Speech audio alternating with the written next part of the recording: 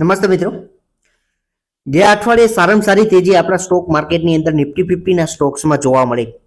નવો ટોપ હાઈ 25,433 સુધીનો નવો ટોપ હાઈ આપણને જોવા મળ્યો કે 5 દિવસની અંદર માર્કેટમાં 600 પોઈન્ટની તેજી જોવા મળી. હવે આવનારું વીક છે એ આવતા અઠવાડિયે કે આવતા 5 દિવસની અંદર શું માર્કેટની અંદર ફરી વખત તેજીનો માહોલ જોવા મળશે કે કયા એવા સ્ટોક્સ છે કે જેને તમારે ધ્યાનમાં રાખવા જોઈએ કે જે સ્ટોક્સની અંદર સારામાં સારી તેજીનો માહોલ જોવા મળે. સાથે બીજું એવું કે એક સારી મોટી ઇવેન્ટ યુએસ માર્કેટની અંદર પણ જોવા મળવાની છે કે જેના લીધે એક માર્કેટ આપણું રિએક્શન આપતું જોવા મળશે કે જે ઇવેન્ટના લીધે આપણા સ્ટોક માર્કેટની અંદર કે આ ટેક્સટાઇલમાં એક સારી એવી તેજી જોવા મળે. સાથે આઈપીઓનું માર્કેટ પણ સારી એવી તેજી સાથે જોવા મળી રહ્યો છે. બજાજ હાઉસિંગ ફાઇનાન્સનો આઈપીઓમાં સારામાં સારી તેજી કે એના જીએમપીમાં તેજી જોવા મળી રહી છે.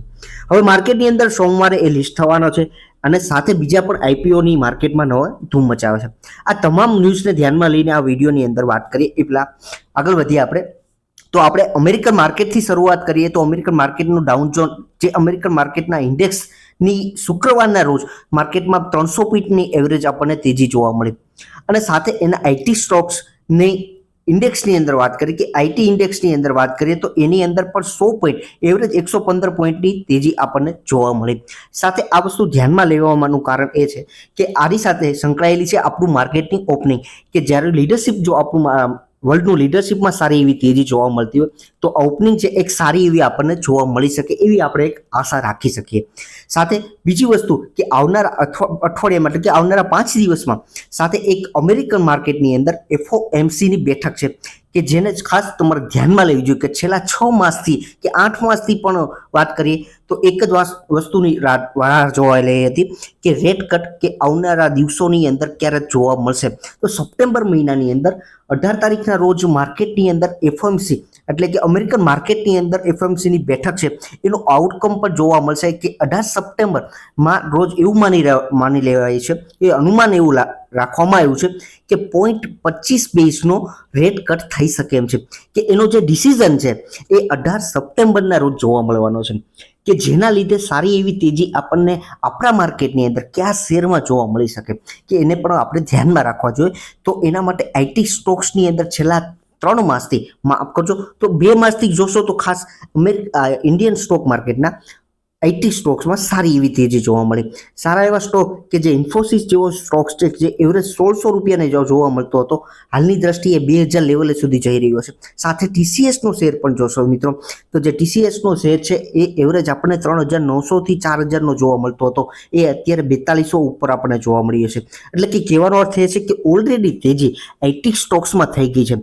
પણ જો તેજી આ સ્ટોક્સમાં થઈ ગઈ છે તો હવે કયા શેરને આપણે ધ્યાનમાં રાખવા જોઈએ જેથી કરીને આપણને એક ફાયદો મળી શકે કે એ સ્ટોક્સ છે કે જે આપણા ઇન્ડિયન સ્ટોક્સ માર્કેટની અંદર કારણ કે જો અમેરિકન માર્કેટની અંદર જો રેટ કટ થશે તો આવનારા સમયની અંદર ઇન્ડિયન સ્ટોક માર્કેટની પણ ધ્યાન આ શશિકાંત દાસનું નજર આપણે એમની ઉપર રહેશે જ કારણ કે આવનારા સમયની અંદર પણ આપણા ઇન્ડિયાની અંદર પણ રેટ કટ થઈ શકે. જો રેટ કટ થશે તો કયા સ્ટોક્સ પરની પણ આપણે તેજી જોવા મળી છે તો એના માટે પણ એ ધ્યાન આપણું રહેવું જોઈએ કે એવા સ્ટોક કે જે એનબીએફસી સેક્ટર એટલે કે ફાઇનાન્સ લેવલે કામ કરે છે એના સ્ટોક્સ અને સાથે બેન્કિંગ સ્ટોક. હવે એનબીએફસી સ્ટોક્સની અંદર વાત કરીએ તો ગોલ્ડ ફાઇનાન્સ પૂરું પાડતી હાઉસિંગ લોન પૂરી પાડતી અને સાથે ફાઇનાન્સ લોન અલગ પ્રકારની જે લોન પૂરી પાડે છે એવી ફાઇનાન્સ ક્ષેત્રની તમામ કંપનીઓના તમારા મિત્રો ધ્યાનમાં રાખવી જોઈએ કે જ્યારે ઇન્ડિયન માર્કેટમાં જો રેટ કટ થાય વ્યાજદરની અંદર જો ઘટાડો થાય તો આ બધી કંપનીઓને વ્યાજદરના ઘટાડાને લીધે લોનનું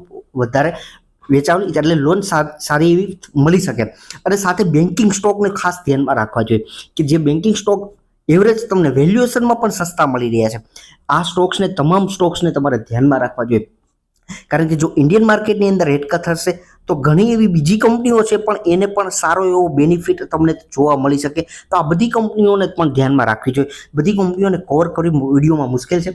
સાથે બીજી વસ્તુ એક ઇવેન્ટ એવી પણ કે જેની અંદર સારી એવી ઘટાડાના લીધે માર્કેટની અંદર તમામ કંપનીઓની અંદર પણ સારી એવી તેજી જોવા મળે છે કે WTI ક્રૂડની અને બ્રેન્ટ ક્રૂડની વાત કરીએ તો એવરેજ 68.65 અને બ્રેન્ટ ક્રૂડની વાત કરીએ તો 71.61 લેવલે જોવા મળ્યા છે કે ઘણો જેટલો ક્રૂડ ઓઇલ બેઝમાં જેટલો ડાઉન જોવા મળશે.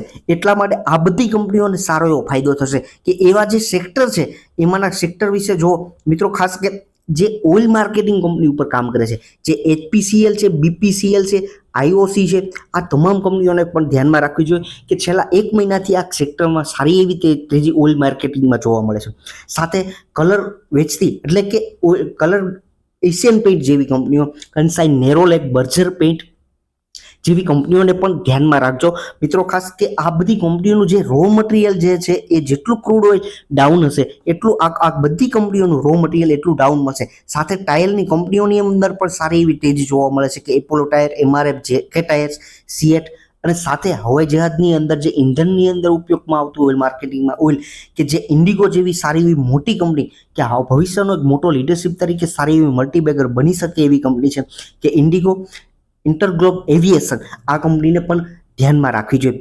હવે એક આવે છેલ્લા પોઈન્ટ ઉપર, એવો પોઈન્ટ કે જેની નજર છેલ્લા 10 દિવસથી તમામ વ્યક્તિઓની છે કે IPO માર્કેટની અંદર બજાજ હાઉસિંગ ફાઇનાન્સનો IPO ઉપર, કે તમામ વ્યક્તિઓની નજર છે એ IPO ઉપર છે કે જે સોમવારે માર્કેટની અંદર લિસ્ટ થવાનો છે.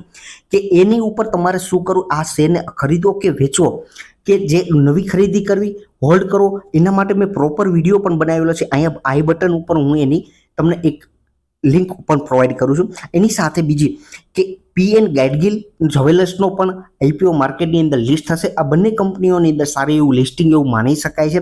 પણ લોંગ ટર્મ સ્ટોરી માટે વિચારતા હોય બજાજ હાઉસિંગ ફાઇનાન્સ જેવી કંપનીઓને તો તમે હોલ્ડ કરી શકો છો. અને સાથે PNG વિશે વિચારતા હોય તો ગોલ્ડ લેવલની અંદર સારી એવી તેજી, તમામ ગોલ્ડ લેવલની ટાઇટનથી લઈ નાની એવી કંપની સુધી, RBZ જ્વેલર્સ સુધી તમામ કંપનીઓની અંદર ગોલ્ડ સ્ટોક્સમાં સારી એવી તેજી અત્યારે છે. અને આવનારા સમયની અંદર દિવાળીનો સમય, તહેવારોનો સમય પણ આવી રહ્યો છે, ત્યારે પણ આ કંપનીઓને સારો એવો બેનિફિટ થઈ શકે એમ છે. એટલે કે હજુ અહીંથી લાંબો ગાળો થોડો ઘણો વિચારો, જો તમને એલોટમેન્ટ મળ્યું હોય તો કંપની સારી છે, હોલ્ડ કરવા જેવી છે. હવે એન્ડ સુધી વિડીયો જોયો તમામ મિત્રોનો ખૂબ ખૂબ આભાર. એન્ડ સુધી વિડીયો જોયો છો, સબસ્ક્રાઇબ કરવા ના ભૂલતા, તમારા મિત્રો સાથે શેર કરવા ના ભૂલતા. Thank you.